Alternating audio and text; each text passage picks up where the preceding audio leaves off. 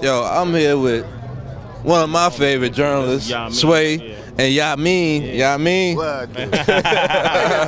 What's going on, my brothers? Yo, first, I want to ask you a little bit about the political climate going on with Egypt and stuff. As a journalist, what do you think about that? The revolution that just happened, that's happening out there right now. I mean, isn't that what democracy is all about? You know, it's representing the people's voice, and I think it's interesting the way it started in Tunisia, right? Mm-hmm. A young man I think he was probably about the age of 26, set himself on fire because he was college educated and basically couldn't obtain a license to be a vendor. Right. And then the people protested the government because of it, and you saw that trickle down to what happened in Cairo and around Egypt, and I can make lightweight parallels to what takes place here in the United States. When you see us, when we go and protest and we riot because of some injustice that took place in the community, and in a sense, that's what hip hop in the beginning started to be. Hip hop was a revolution in the beginning, against the establishment, because people felt disenfranchised and they had to find their own means of getting information out there and talk about the injustice that was being practiced in their communities. So.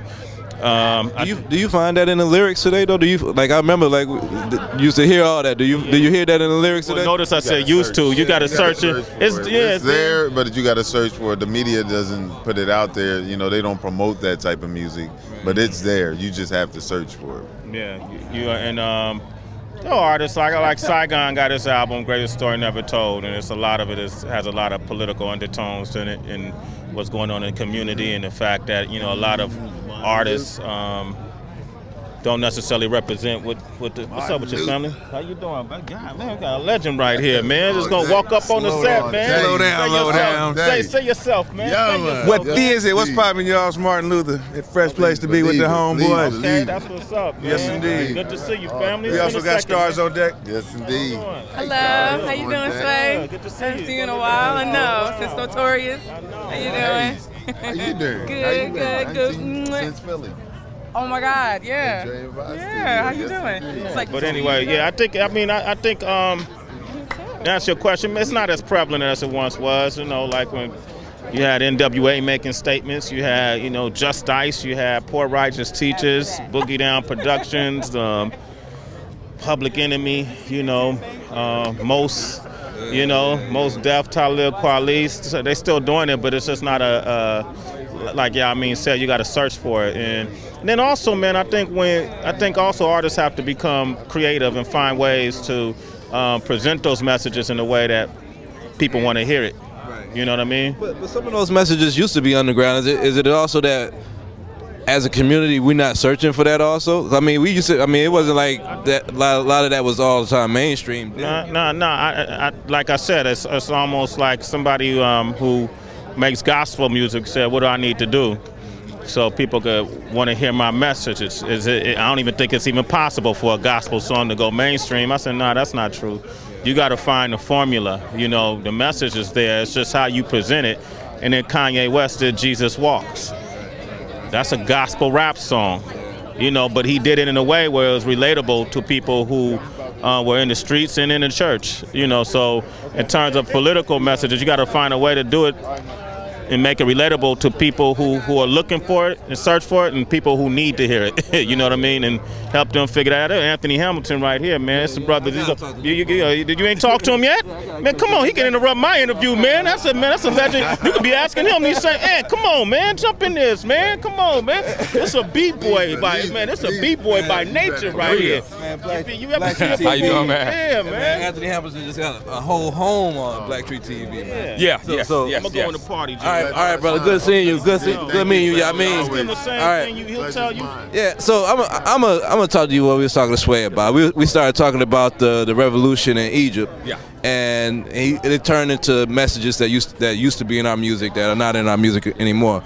Do you find that? I mean, I guess your format is a little bit harder to deliver political messages all the time. But do you find that political messages are just absent all the way? Is it that we as a community just don't look for those underground artists that have it? Well, sometimes they put them in, it's subliminal. Some people just, dare not to deal with it for fear of being isolated, or just don't understand what's going on. It's lack of knowledge people have with what's going on in the world. Nobody really cares about, what the world is going through. If it's not feeding them, then they're not interested. So most people are trying to keep their stomach from growling. Speaking of which, I know it's a lot of, sadly, still a lot of growling stomachs in Haiti. And just out of curiosity, why do you think the music community, whether it's like We Are the World or the tribute to Haiti, or it just seems like, or Stop the Violence, why does the music community, out of like all the artists and athletes, seem to come together to push those messages when they are? I know that's like ironically, we just said no political message, but it seems like at times of tragedy, all these artists always come together. Well, artists, they usually have more people focused on what they're doing.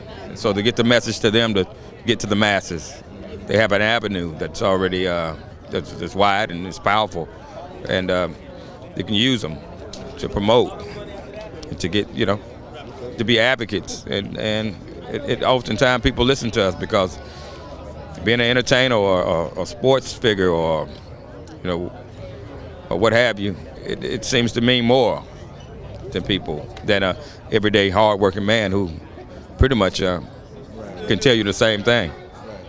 My last question, 7th annual Roots Jam session.